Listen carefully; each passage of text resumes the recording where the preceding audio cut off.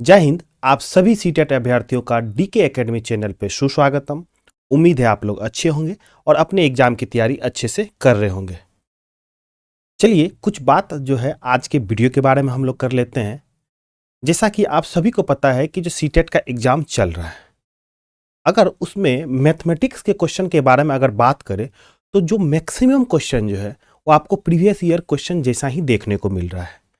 इसलिए मेरा आपसे यही सलाह है कि जो आप मैथमेटिक्स के प्रीवियस ईयर क्वेश्चन को जितना ज़्यादा से ज़्यादा हो सके आप उसको समझिए, जानिए और उसको सॉल्व कीजिए। इसका इम्पैक्ट जो है आपको एग्जाम में अच्छा से देखने को मिलेगा। आप ज़्यादा से ज़्यादा मैक्सिमम क्वेश्चन जो है आप ट्राई कीजिएगा और वो आपको सही होगा। तो इसलिए आज के क्लास में हम लोग 2019 का मैथ का जो है क्वेश्चन उसको हम लोग जानेंगे, समझेंगे और सॉल्व करेंगे। हम लोग पहला सवाल सॉल्व करने जा रहे हैं। पहला सवाल है, कह रहा है 3 ब्रांड जो है ए, बी और सी है कि पेन है क्रमशः 10, 12 और 24 के पैकेट में उपलब्ध है।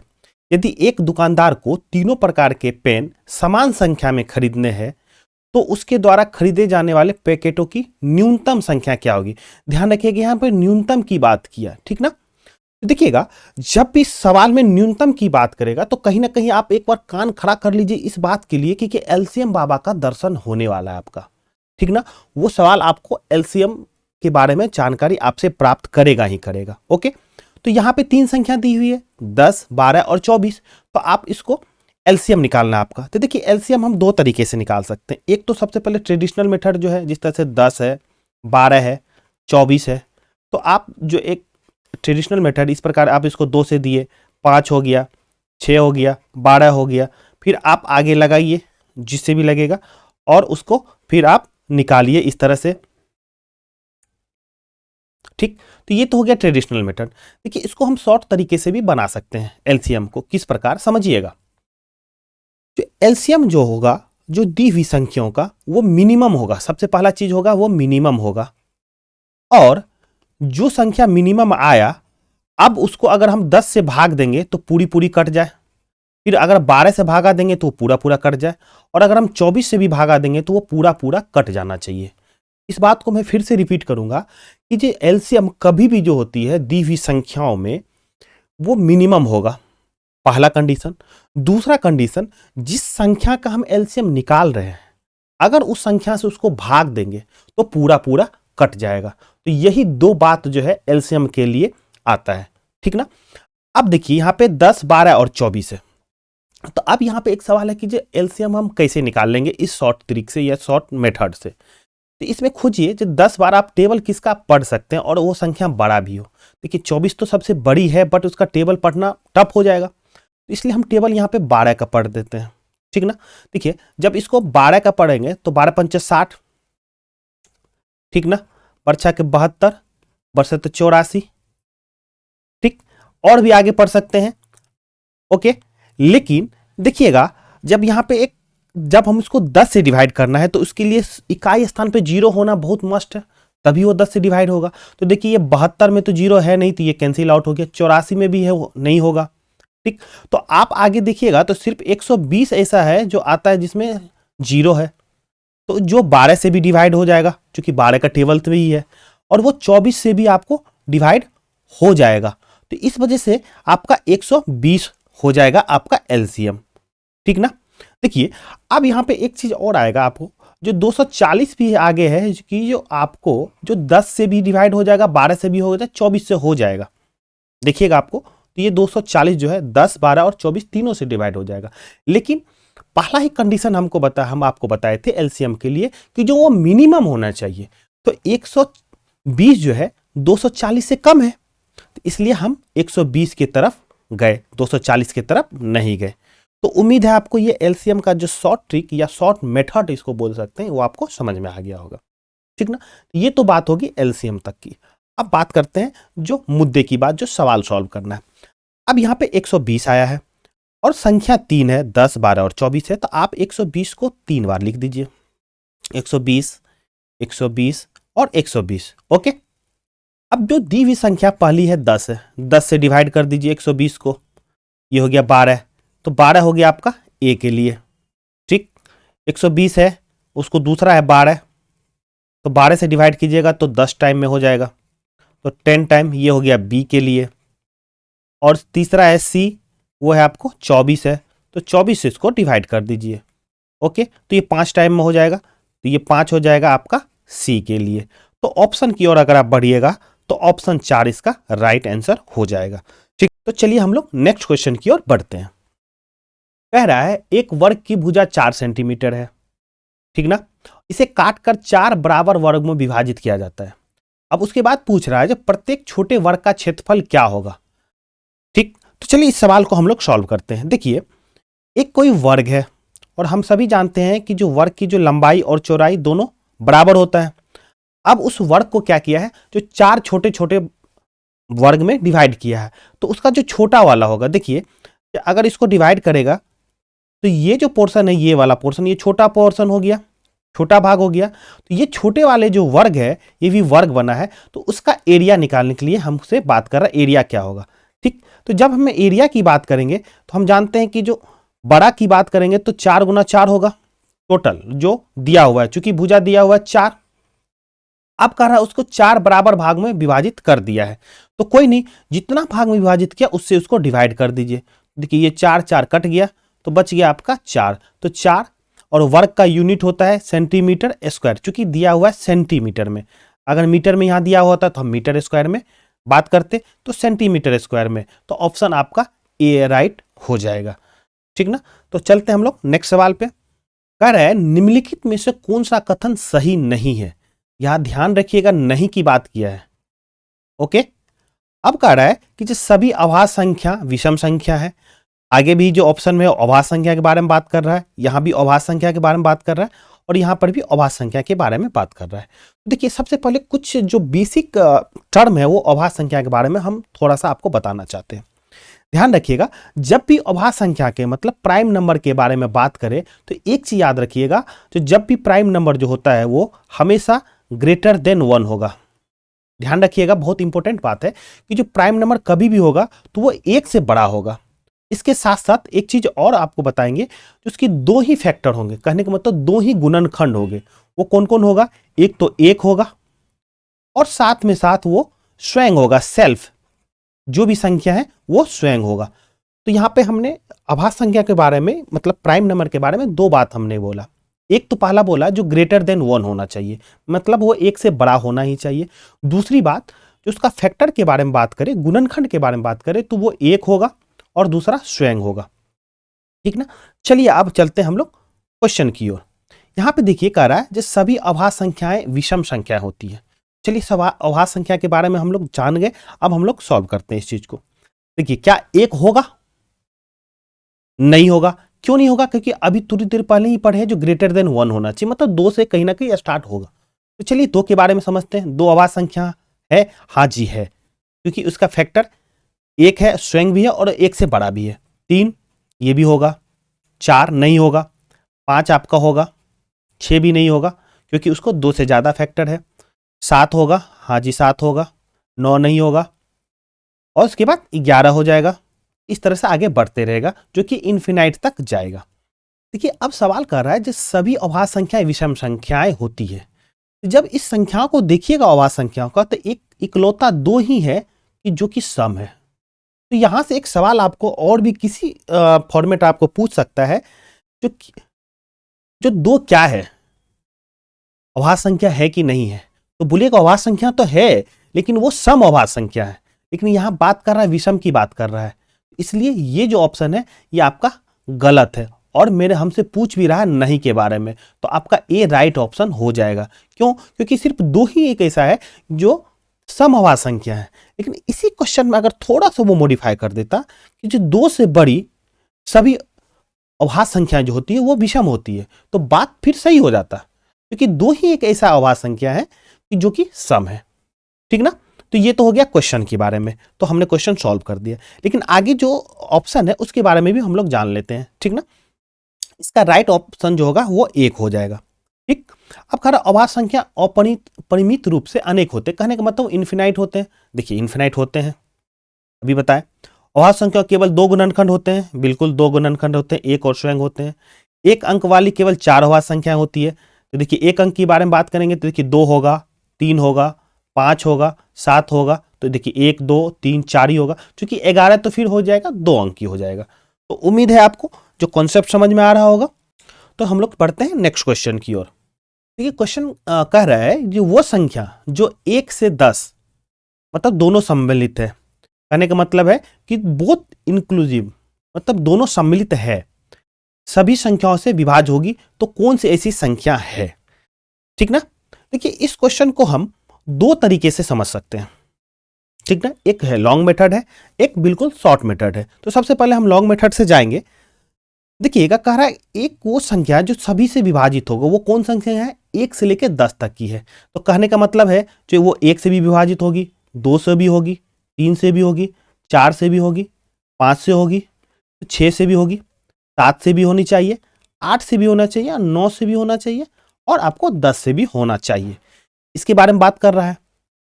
थोड़ा सा अगर माइंड पे आप जोर दीजिएगा तो आपको जाने अनजाने में वो एलसीएम बाबा फिर से दर्शन दे दिया आपको।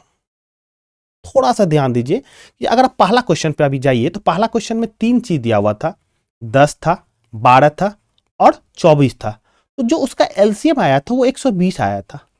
अब जो 120 है ये वो किससे, 10 से भी डिवाइड था, हाँ जी था, 12 से भी था, हाँ जी था, और 24 से था, हाँ 24 से भी डिवाइड था। तो उस कॉन्सेप्ट को यहां पे जब लेके आइएगा तो वही सवाल कह रहा है। फिर से एक बार हम सवाल पढ़ते हैं ताकि इस चीज को आप बारीकी से समझे। कह रहा है वो संख्या जो 1 से लेकर 10 दोनों सम्मिलित है, सभी संख्याओं से विभाज्य होगी। ठीक ना। तो देखिए यहाँ पे 10, 12 और 24 था तो 120 आया था। तो जो 120 है वो 10 से भी डिवाइड है, 12 से भी है, 24 से भी है ना। तो ठीक उसी प्रकार से 1 से लेकर जो 10 तक है उसका आप कहीं ना कहीं आपको एलसीएम निकालना है, तो आप इसको एलसीएम निकाल दीजिए और जो संख्या आएगी आपका एलसीएम इसका जो भी आएगा वही उसका राइट आंसर हो जाएगा। ओके, तो ये तो हो गया लॉन्ग मेथड। अब चलते हैं इस सवाल को हम एक शॉर्ट मेथड से भी सॉल्व कर सकते हैं और कोई ट्रिक नहीं है, बिल्कुल वो कॉन्सेप्ट है जो कि आप पढ़ चुके हैं। कह रहा है वो सभी से विभाज्य होना चाहिए, मतलब वो 1 से भी डिवाइड होना चाहिए। तो चलिए 1 से डिवाइड का चेक करते हैं। तो सारी जो ऑप्शन में संख्या है वो 1 से डिवाइड है, हाँ है, कोई बात नहीं है। तो वो 2 से भी होना चाहिए। जब देखते हैं 2 से तो 2 का विभाज्यता का नियम अगर आपको पता है तो आप इसको निकाल लीजिएगा आसानी से। तो 2 की विभाज्यता क्या करिए, जो उसके इकाई स्थान पर या तो 0 हो, 2 हो, 4 हो, 6 हो या 8 हो।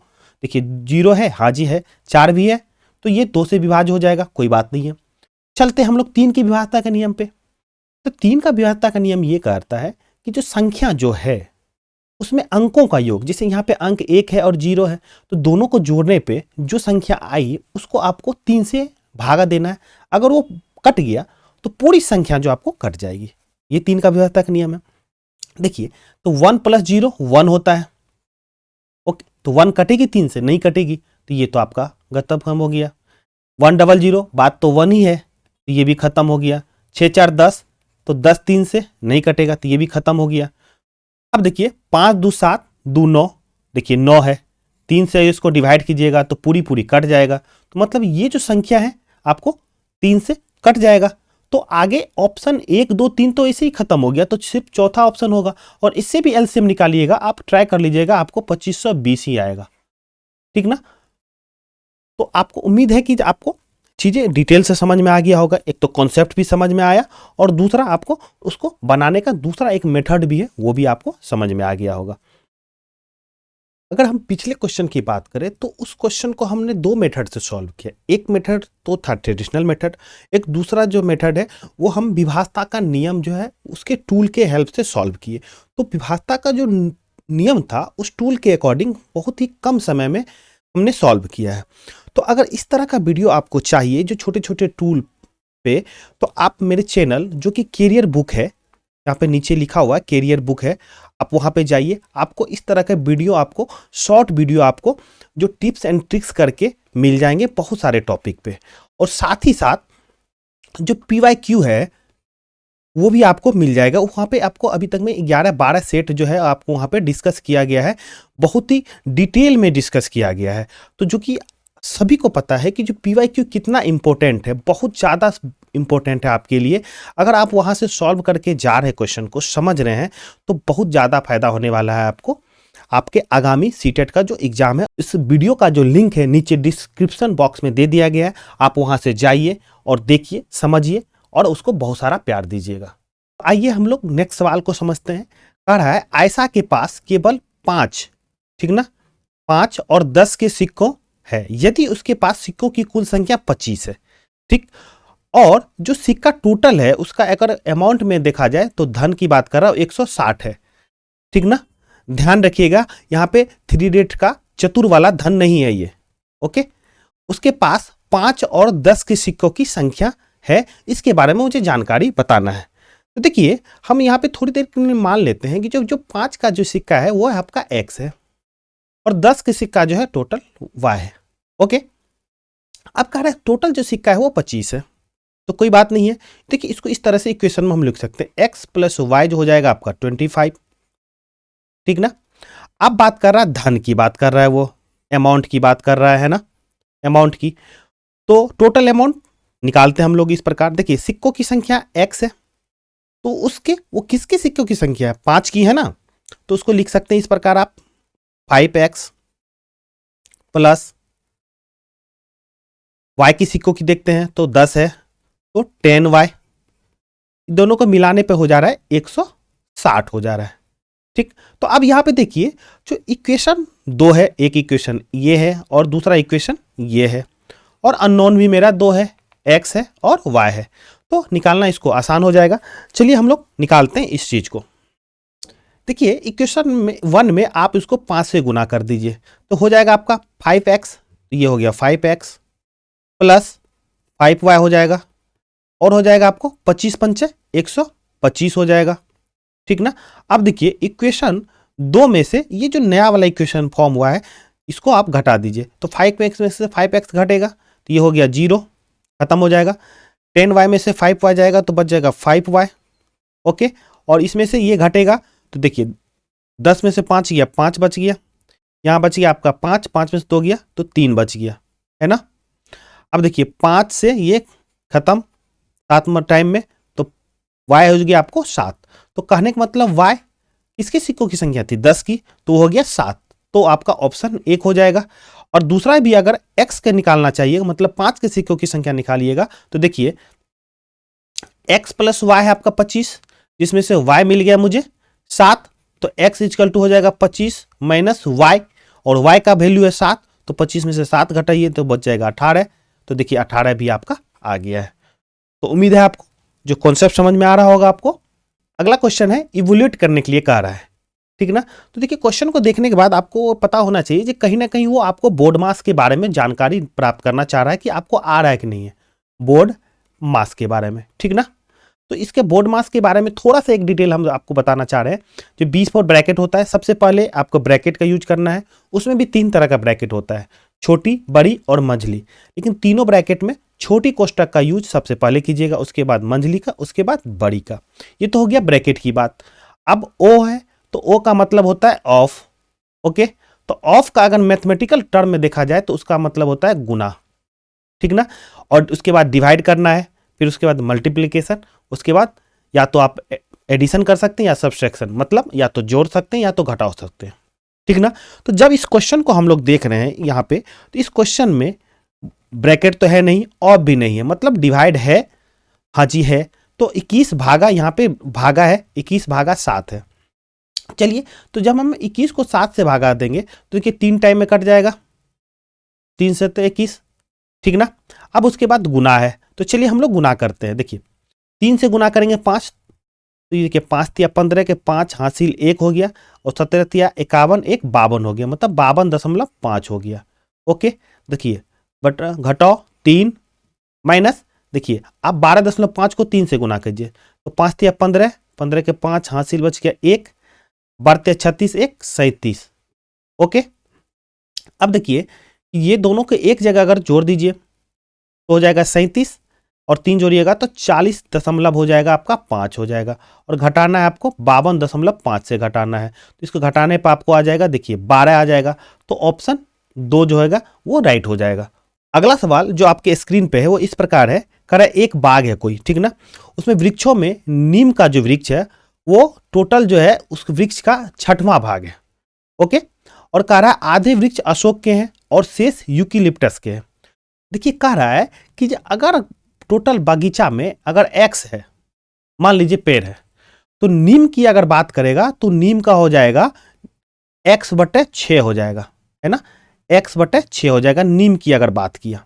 ठीक, तो देखिए यहां पे जब सवाल को ध्यान से पढ़िएगा तो नीम की संख्या आपको 5 है, तो कहने का मतलब नीम हो गया 5 हो गया। और अकॉर्डिंग टू क्वेश्चन जो शब्द में दिया हुआ है वो है x/6। ठीक, तो x यहां पे हो जाएगा देखिए 30 हो जाएगा। ओके, लेकिन x हम माने क्या है, टोटल ही माने हैं। ठीक, तो इससे निकल गया तो मेरा टोटल जो है वृक्ष है, जो बाग में है वृक्ष, वो आपका देखिए टोटल हो गया 30। ठीक, अब कह रहा आधे वृक्ष अशोक के हैं, तो अशोका का वृक्ष है, तो आधे का मतलब अशोका का हो गया, 30 का आधा कीजिए 15। ओके, और नीम की संख्या तो 5 है ही। तो अब कह रहा बाग में यूकेलिप्टस के कितने होंगे, देखिए टोटल 30 है, 15 यहाँ पे है अशोका के, 5 हो गए नीम के, तो 15 5 20 हो गया। तो 20 जो है, अब बचा कितना होगा यूकेलिप्टस का, 10 ही बचा होगा ना, क्योंकि 30 में से आपको क्या घटाना है 20, तो बच गए 10, और तो 10 ही यही हो गए यूकेलिप्टस का होगा, तो आपका ऑप्शन 2 हो जाएगा। ओके, चलिए नेक्स्ट क्वेश्चन को हम लोग सॉल्व करते हैं। सवाल इस प्रकार है, कह रहा है एक रेलगाड़ी दिल्ली से 29 अगस्त 2019 को 16:30 प्रस्थान करती है और अपने गंतव्य स्थान पर 31 अगस्त को 8:45 पहुंचती है। तो कह रहा है इस यात्रा में कुल समय क्या होगा, इसके बारे में बताना है। देखिए जब भी इस तरह का सवाल आए, क्योंकि इस तरह का सवाल भी अभी भी इस समय भी सीटेट पूछ रही है, तो आप थोड़ा सा इसको कंसंट्रेट कीजिए सवाल को, और बिल्कुल आसानी से आप इसको समझ जाइएगा और कभी गलती नहीं होगी।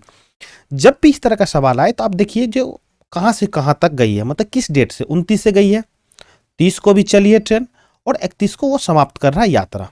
ठीक ना, तो ध्यान दीजिएगा जब 31 के बारे में जब हम देख रहे हैं तो 31 को 8:45 पर यात्रा समाप्त कर रहा है, तो 8:45 लिख दीजिए। ठीक ना, और 29 से स्टार्ट हुआ, मतलब 30 को वो पूरा जर्नी किया है, तो पूरा जर्नी अगर देखा जाए तो रेलवे के अकॉर्डिंग 24 घंटे का घड़ी होती है, रेलवे यूज करती है, तो 24 घंटे हो गए। अब बात यहां पे फंस जाती है, जो 29 को हम क्या लिखे। ठीक ना, तो थोड़ा सा 29 के लिए कंसंट्रेट होइएगा कि जो 24 घंटे में तो 16 घंटे और 30 मिनट तो गाड़ी खड़ी होगी कहीं ना कहीं, वो तो चली नहीं, स्टेशन पे खड़ी होगी या तो यार्ड में खड़ी होगी। तो चलिए हम लोग 24 में से 16 घंटा 30 मिनट को घटाते हैं। ठीक, तो देखिए यहां पे सुविधा के लिए 16 को ही पहले घटाइए, तो 24 में से अगर 16 घटेगा तो बच गया 8। अब इस 8 में से आधा घंटा और घटाना है, तो हो जाएगा 7.5, तो मतलब 7 घंटा 30 मिनट। देखिए इस तरह से कीजिएगा तो आपको आसानी से कैलकुलेट कर पाइएगा और कोई कंफ्यूजन नहीं होगा। ठीक, तो देखिए आप सबको जोड़िए, तो हो गया यहाँ पे 5, 4 और 3 हो गया 7, तो 75 मिनट हो गए। देखिए 7 4 11, 11 और 8 हो गया 19, 19 के 9, हासिल बच गया 1, 1 2 1 3, तो 39 घंटा 75 मिनट। तो देखिए 60 मिनट इधर टहल लेगा, देखिए टहल लेगा मतलब 60 मिनट बराबर 1 घंटा होता है। ठीक, देखिए इसको इस तरह से लिख सकते हैं आप, तो 40 घंटा हो जाएगा और उधर 15 मिनट हो जाएगा। क्यों हो जाएगा, क्योंकि देखिए 75 को आप इस प्रकार लिख सकते हैं 60 प्लस 15, 60 मिनट प्लस 15, और 60 मिनट बराबर होता है 1 घंटा होता है। तो 1 घंटा इसमें आपको 39 में 1 घंटा ऐड हो गया, तो ये 40 हो गया, और ये जो 15 बच गया तो ये 15 मिनट हो गया। तो देखिए ऑप्शन में 40 घंटे 15 मिनट, तो चौथा ऑप्शन जो आपका राइट हो जाएगा। तो अब हम लोग नेक्स्ट सवाल सॉल्व करने वाले हैं। कह रहा है निम्नलिखित में से किसमें लंबाई को घटते क्रम में, देखिए यहाँ पे घटते क्रम की बात कर रहा है, मीन्स डिक्रीजिंग ऑर्डर की बात कर रहा है वो। ओके, मतलब लिखना इस प्रकार है, ये जो पहले बड़ा, फिर उससे छोटा, फिर उससे भी छोटा, फिर उससे छोटा, फिर इससे छोटा, इस प्रकार आपको लिखना है। ओके, देखिए जब हम ऑप्शन को ध्यान से देखते हैं तो उसमें इस प्रकार लिखा हुआ है, mm, सेंटीमीटर, डेसीमीटर और मीटर में लिखा हुआ है। तो हमको करना क्या, जब भी इस तरह का सवाल आए तो आप उसको एक यूनिट में कन्वर्ट कीजिए, चाहे कोई भी यूनिट हो। ओके, देखिए तो ध्यान रखिएगा इसमें आप जो बड़ा से छोटा यूनिट में चले जाइएगा। मतलब कहने का मतलब जो मीटर है तो मीटर को सबसे छोटा यूनिट में बदल लीजिएगा। वो बदलना आसान हो जाता है, क्योंकि सिर्फ आपको क्या है, बड़ा यूनिट को आपको किसी संख्या से गुना करना होता है। और सभी जानते हैं कि जो गुना करना थोड़ा अगर भाग के कंपेरिजन में आसान हो जाता है। देखिए हम सभी जानते हैं कि इस प्रकार हम बनाते हैं मिली, सेंटी, डेसी, ठीक ना, मीटर हो गया।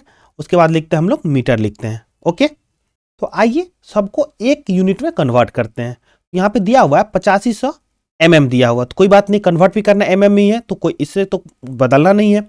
अब देखिए यहाँ पे दिया हुआ है 80 डेसीमीटर, तो इसको देखिए mm में बदलिए, तो 80 डेसीमीटर हो जाएगा। तो आपको इस प्रकार इसको गुना करना पड़ेगा, आपको 2 जीरो से, मतलब कहने का मतलब 100 से करना पड़ेगा। क्यों? क्योंकि देखिए यहाँ पे है आपका डेसीमीटर यहाँ है, और उसके एक जाइएगा तो सेंटीमीटर हो जाएगा, फिर एक जाइएगा तब mm हो जाएगा। तो कहीं ना कहीं 2 गैप है, तो 2 गैप कहने का मतलब हो गया 2 जीरो। तो एक पे 2 जीरो से आपको गुना करना है। और गुना ही क्यों करना है? क्योंकि डेसीमीटर जो है आपको बड़ा अमाउंट है और mm छोटा है, तो बड़ा से आप छोटा में जा रहे हैं, ठीक ना। अब देखिए यहाँ पे 8 है, तो यहाँ हो गया 8 सेंटीमीटर है, तो सेंटीमीटर से जब mm की जाइएगा तो इसको आप 10 से गुना कर दीजिए, तो आपका हो जाएगा mm में हो जाएगा। तो टोटल ये अमाउंट जो होगी आपका, देखिए 8000 इधर हो गया प्लस 80 इधर हो जाएगा। तो इसको इस प्रकार लिख सकते हैं 8080। ओके, तो अब देखिए यहाँ पे 800 सेंटीमीटर है, तो इसको जब mm में बदलिएगा तो हम जानते हैं कि 10 से, मतलब एक जीरो यहाँ पे एक और आ जाएगा, तो 80 सेंटीमीटर हो गया और 8 mm हो गया। तो टोटल अगर कैलकुलेट कीजिएगा तो 8008 आ जाएगा। और यहाँ पे 8 मीटर है, तो 8 मीटर यहाँ पे है और mm की ओर बढ़ना है। देखिए गैप कितना हो जाएगा, 1 गैप, 2 गैप, 3 गैप, 3 गैप मतलब 1 पे 3 जीरो। और हम जा कहाँ से रहे हैं, बड़ा से छोटा की ओर जा रहे हैं, तो बड़ा से छोटा की ओर जब भी जाइएगा तो गुना करना पड़ेगा आपको। तो 8 पे 3 जीरो, तो हो गए आपको 8000। देखिए तो जब इसको देखते हैं तो पहले है 8500 mm, उसके बाद दूसरा है 80 mm हो गया, तीसरा है 8000 मतलब 8008 mm, और चौथा है 8000 mm। इस प्रकार देखिए डिक्रीजिंग ऑर्डर में है, हाँ जी है, और पूछ भी कह रहा है वो डिक्रीजिंग ऑर्डर में। तो इस तरह से ऑप्शन आपका 4 राइट हो जाएगा। ओके, नेक्स्ट सवाल है, कह रहा है एक 180 सेंटीमीटर लंबी तार को एक आयत का रूप दिया गया है। यदि आयत की चौड़ाई जो आपको दिया हुआ 30 सेंटीमीटर, तो उसकी लंबाई क्या है? तो लंबाई के बारे में आपको बताना है। चलिए सवाल को हम लोग समझते हैं। कह रहा है एक तार है, हाँ जी है तार, तार की टोटल लंबाई है 180 सेंटीमीटर। अब इसी तार को एक आयत के रूप में परिवर्तित कर दिया गया, मतलब बदल दिया गया है, ठीक। अब कह रहा है उस आयत का जो है हमको चौड़ाई दिया हुआ है, मतलब वृत्त दिया हुआ है आपको, तो बी दिया हुआ है आपको 30 सेंटीमीटर। अब बात कर रहा है लंबाई क्या होगा, लंबाई के बारे में मुझे बताना है। देखिए ये क्षेत्रमिति का सवाल है, और जब भी इस टाइप का सवाल पूछे तो आप जो जो कह रहा है सवाल उसके अकॉर्डिंग आप बदलते जाइए। एक तार है, कोई बात नहीं, तार है, उसकी लंबाई दी हुई है, उसको एक आयत के रूप में बदल दिया है। तो अब जो ये आयत है, जो नया आयत फॉर्म हुआ है, इसके परिमाप की अगर हम बात करें तो हम सभी जानते हैं जो परिमाप जो होता है भुजा का लंबाई जो है उसका योग होता है। इसकी बात करें तो ये तो 180 ही होगा। क्यों? क्योंकि इसी तार को इसकी में कन्वर्ट किया है आयत में, ठीक। तो अगर इस फिगर का, अगर आयत का परिमाप की बात करें तो परिमाप आपको हम सभी जानते हैं कि 2 इंटू लंबाई प्लस चौड़ाई होता है, और ये बराबर होना चाहिए अकॉर्डिंग टू मैथमेटिक्स 180 के, बिल्कुल। तो अब देखिए 2 यहां से हो गया 90, कट गया, यहां पे लेंथ निकालना ही है, और वृत्त दिया आपका 30, तो 30 हो गया, और इधर बच गया 90, तो लेंथ बराबर हो जाएगा आपको 90 माइनस 30 बोले तो 60 हो जाएगा। तो 60 सेंटीमीटर आपका राइट आंसर हो जाएगा, ठीक ना। तो आपका ऑप्शन 2 हो जाएगा। देखिए इस टाइप का सवाल अभी भी सीटेट पूछ रही है, तो इसको हम फिर से एक बार बताना चाहेंगे आपको। जो दिया हुआ आपका टोटल तार की लंबाई 180 दिया हुआ, अब उसी तार को कन्वर्ट किया है, तो जब उसी तार को कन्वर्ट करेगा तो जो ये आकृति है, ये जो फिगर है, इस फिगर का जो पेरीमीटर होगा, मतलब परिमाप जो होगा वो 180 होगा। लेकिन ये फिगर बना है क्या? आयत बना है। और अकॉर्डिंग टू मैथमेटिक्स जो होता है आयत का जो परिमाप होता है 2 इंटू लंबाई प्लस चौड़ाई। ओके, तो और दिया हुआ है इसका कहीं ना कहीं वो पेरीमीटर दिया हुआ, परिमाप दिया हुआ 180, तो उसके हम बराबर कर दिए और बाकी कैलकुलेट कर दिया हम आपको। तो इससे निकल गया, मुझे लंबाई निकल गया, तो लंबाई हो गया आपका 60 सेंटीमीटर। तो उम्मीद है वीडियो आपको पसंद आया होगा। अगर वीडियो के रिगार्डिंग कोई भी कमेंट आपको है, कोई भी डाउट है, तो प्लीज़ आप मुझे कमेंट कीजिए। तो आपसे फिर मिलेंगे एक नए प्रीवियस ईयर क्वेश्चन के सेट के साथ। तब तक के लिए धन्यवाद। जय हिंद।